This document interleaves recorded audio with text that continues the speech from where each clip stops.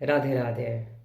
देखिए, आप सभी जानते हैं कि तीन प्रकार के प्रस्थान होते हैं, अर्थात पूरे विश्व में अगर तत्व को समझना है, तत्व अर्थात सही सही वस्तु को अगर समझना चाहते हो, सही ज्ञान प्राप्त करना चाहते हो, तो तीन प्रकार के ही मुख्य ग्रंथ हैं, तीन प्रस्थान जिसे कहा जाता है।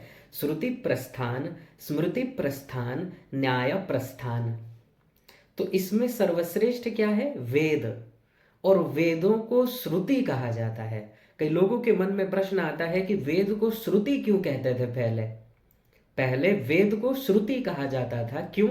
क्योंकि पहले के जमाने के जो लोग थे, जो सज्जन पुरुष थे, जो महापुरुष थे, जो संत थे, इतने विद्वान थे कि सुन सुनकर याद कर लेते थे। गुरु परंपरा से सुनते थे और सुनकर, ओनली श्रवण करके ही याद कर लेते थे। कभी भी बुक पढ़ा नहीं है, पुस्तक नहीं पढ़ा। इसीलिए वेद को कहा जाता है श्रुति। ये श्रुति परंपरा के माध्यम से ही आया, पहले थोड़ी ना लिखा गया था वेद। वेद तो कृष्ण द्वैपायन वेद व्यासी महाराज ने द्वापर के अंत में जब ये देखा कि आगे चल के कलयुग आने वाला है और कलयुग के जीव मंदाहा सुमंद मतयो मंद भाग्याशुपद्रुता, मंद बुद्धि के होंगे, जिनको 5 मिनट पहले का बात भी याद नहीं रहेगा। तो ऐसे लोग तो सुन सुनकर याद नहीं कर सकते, तो उनके लिए सरलीकरण कर दिया।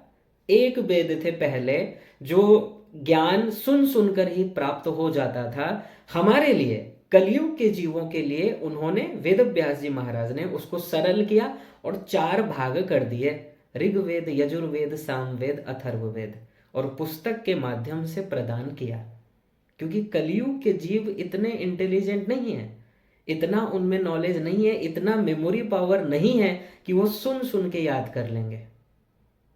तो वेद को श्रुति इसीलिए कहा जाता है क्योंकि पहले के जमाने के जो लोग थे वो सुन सुनकर याद कर लेते थे। तो वेद को श्रुति इसीलिए कहा जाता है क्योंकि पहले के जमाने में सुन सुनकर याद कर लिया जाता था, लिखा नहीं गया था कहीं, पुस्तक के माध्यम से नहीं था। गुरु बताते थे, शिष्य सुनते थे ध्यान पूर्वक, और इतना उनका स्मरण शक्ति अच्छा था, बस सुना, याद हो गया। एक ऐसे ही महापुरुष हुए हैं जिनका नाम पड़ गया सुश्रुत, सुन सुनकर जो याद कर लिया। तो पहला जो प्रस्थान है श्रुति प्रस्थान, अर्थात वेद, उपनिषद आदि सर्वश्रेष्ठ प्रमाण। फिर स्मृति प्रस्थान अर्थात गीता, उपनिषद का ही सार है गीता।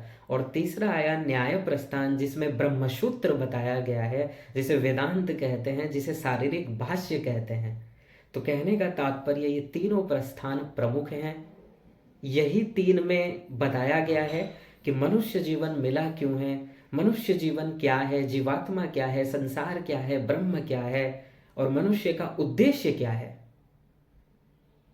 कि प्रत्येक व्यक्ति जो सुख के पीछे भाग रहे हैं, सुख मिलेगा कैसे, सुख है कहाँ, वास्तविक सुख कहाँ है, वास्तविक ज्ञान आपको इन ग्रंथों के माध्यम से ही प्राप्त हो सकता है। कोई जीव कितना भी दावा कर ले कि हमको ये सब्जेक्ट मालूम है, ये सब्जेक्ट मालूम है, लेकिन जिन्होंने प्रस्थानत्रयी को नहीं समझा, वेद, उपनिषद, गीता और ब्रह्मसूत्र को नहीं समझा, मनुष्य जीवन आप ये समझ लीजिए उस व्यक्ति ने व्यर्थ गवा दिया।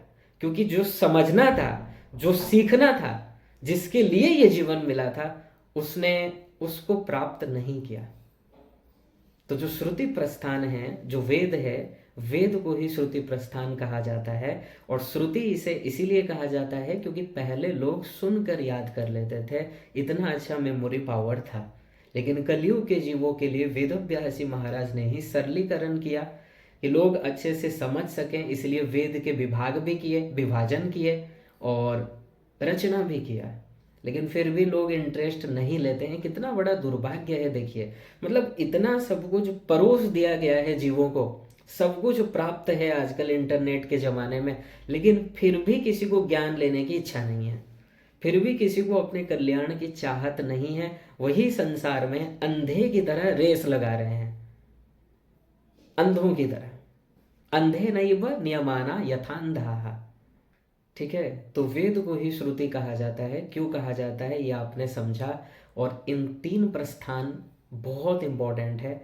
इन तीनों को जिसने समझ लिया और मान लिया, पहले तो जान लेना कि तीनों में बताया क्या गया है, और फिर मान लेना और तीनों में क्या बताया गया है। सर्वे वेदा यत पदमामनन्ति, समस्त वेद, उपनिषद के मंत्र, गीता, पुराण, भागवत आदि सभी आपको यही कह रहे हैं, भगवत प्राप्ति कर लो। ये जीवन आपको मिला है भगवत प्राप्ति के लिए, बस एक ही उद्देश्य है, यही लिखा गया है, इसी को बार बार बताया गया है। क्योंकि कलयुग के मनुष्य इतने मंद बुद्धि के हैं, इनको एक बार बोलने से बात बैठता नहीं है, बार बार बताना पड़ता है, रिपीट करना पड़ता है, ताकि एक डिसीजन स्ट्रांग हो जाए और भगवत प्राप्ति में आगे बढ़े। ठीक है, यही इन 3 प्रस्थान का सार है। तो वेद को श्रुति प्रस्थान कहा जाता है। भगवत गीता जो भगवान श्री कृष्ण के मुख से निकला है, जो वेद का ही सार है, उपनिषद का ही सार है, वो गीता जिसे हम स्मृति प्रस्थान कहते हैं। और न्याय प्रस्थान अर्थात जो 6 दर्शन हैं। देखिए 6 दर्शन होते हैं, उसमें से सर्वश्रेष्ठ है ब्रह्मसूत्र वेदांत, जिसमें टोटल 545 सूत्र हैं। सूत्र तो बहुत छोटे छोटे हैं, लेकिन जो जगत गुरु हुए हैं, जिन्होंने भाष्य किया है इन प्रस्थान त्रयी में या ब्रह्मसूत्र में कह लीजिए, एक एक सूत्र का व्याख्यान किया है 50 पेज में, 100 पेज में। सूत्र बहुत छोटा है। अथातो ब्रह्म जिज्ञासा एक सूत्र हो गया, जन्माद्यस्य यतः शास्त्रयोनित्वात् स्मृतेश्च स्मरन्ति च भेदव्यपदेशात्, ये एक एक सूत्र हैं। ऐसे टोटल 545 सूत्र हैं। जगत गुरु श्री निम्बार्काचार्य जी महाराज के अनुसार 549 सूत्र हैं, क्योंकि उन्होंने एक सूत्र घटा दिया है और 5 सूत्र उन्होंने बढ़ा दिया है। तो टोटल 545 सूत्र, उनके अनुसार 549 सूत्र, 549। तो जो 6 दर्शन होते हैं, न्याय दर्शन, सांख्य दर्शन, वैशेषिक दर्शन, योग दर्शन, मीमांसा दर्शन और ये ब्रह्मसूत्र, तो इनमें से सर्वश्रेष्ठ है ब्रह्मसूत्र, क्योंकि यहीं पर माना गया है कि भगवान है, भगवान ने ही सृष्टि की रचना की है। अरे ब्रह्मसूत्र का पहला ही सूत्र देखिए, अथातो ब्रह्म जिज्ञासा। अब इस जीव को भगवान को जानने की इच्छा हुई, ब्रह्म की जानने की इच्छा हुई, तो ब्रह्म है कौन, दूसरे ही सूत्र में बता दिया, जन्माद्यस्य यतः, जिससे ये समस्त सृष्टि उत्पन्न हुआ है, वो है ब्रह्म। जो इसका पालन कर रहा है वो है ब्रह्म, और अंत में ये समस्त सृष्टि जिसमें लय हो जाएगा वही है ब्रह्म। तो ब्रह्मसूत्र में, वेदांत में, शारीरिक भाष्य में यहाँ पर बताया गया है कि ब्रह्म है, जीव भी है, माया भी है, 3 तत्व हैं। इसलिए ये सर्वश्रेष्ठ दर्शन है। उपनिषद का ही जो मंत्र हैं उसको सूत्रों के माध्यम से लिखा गया है ब्रह्मसूत्र में। तो आशा करते हैं आपको ये क्लियर हुआ होगा। और वेद को श्रुति इसलिए कहते हैं क्योंकि पहले के ज़माने में इसको सुन सुनकर ही याद कर लिया जाता था। आजकल सुनकर याद नहीं कर पाते हैं, मेमोरी पावर इतना नहीं है, तो लिख कर दे दिया गया है। और लिखने के बाद भी, ग्रंथ प्राप्त होने के बाद भी दुर्भाग्यशाली जीव ऐसे करोड़ों हैं, अरबों हैं, जिनको अपने कल्याण की चाहत ही नहीं है। और अगर सत्य कहा जाए, ऐसे लोग, यही कहा जाएगा कि पूर्व जन्म के पाप के कारण, उनके पाप इतने अधिक हैं, पाप प्रवृत्ति के कारण वो आगे बढ़ नहीं पा रहे हैं। उनके मन में ये इच्छा ही नहीं आ रहा है कि चलो अपना कल्याण कर लेते हैं, चलो सत्य को पहचान लेते हैं, चलो सत्य को समझ लेते हैं। देखिए सत्य से सभी प्रेम करते हैं संसार में, सब ये बोलते हैं कि हमसे सत्य बोलो, लेकिन स्वयं सत्य के पथ पर नहीं चलना चाहते, अंधकार में चलते हैं। और अंधकार में चलने का परिणाम तो 84 लाख का भ्रमण ही होगा।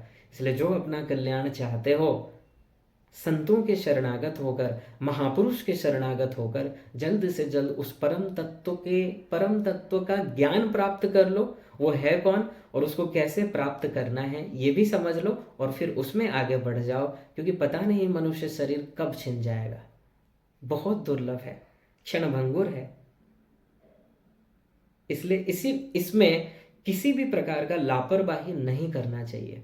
जितना जल्द हो सके भगवत प्राप्ति के लिए ही आगे बढ़ना चाहिए, और निरंतरता से आगे बढ़ते रहना चाहिए, ताकि जल्द से जल्द भगवत प्राप्ति हो जाए और मनुष्य जीवन सार्थक हो जाए। राधे राधे।